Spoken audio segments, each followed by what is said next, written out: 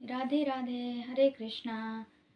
क्या आप सभी जानते हैं देवव्रत जी का नाम भीष्म क्यों पड़ा? इस पर एक कथा है जो मैं आप सभी को सुनाऊंगी।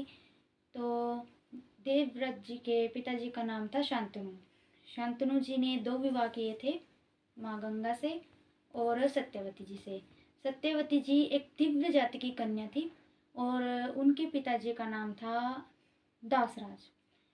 तो दासराज जी के आदेश के अनुसार सत्यवती जी नाव चलाया करती थी।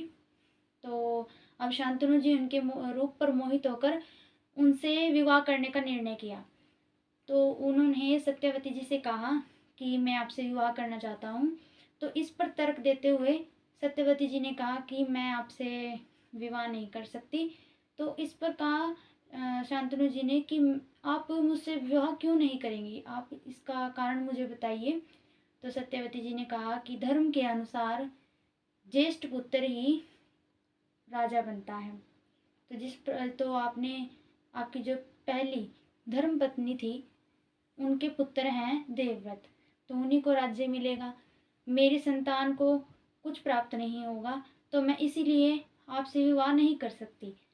तो इस चर्चा को सुनकर देवव्रत जी ने कहा माँ से, सत्यवती जी से, कि माँ, मैं आजीवन अविवाहित रहूंगा और ब्रह्मचर्य का पालन करूंगा। तो इस महात्याग को सुनकर शांतनु जी ने देवव्रत जी का नाम भीष्म रखा था। तो भीष्म नाम का अर्थ होता है बलवान। धन्यवाद। राधे राधे, हरे कृष्णा।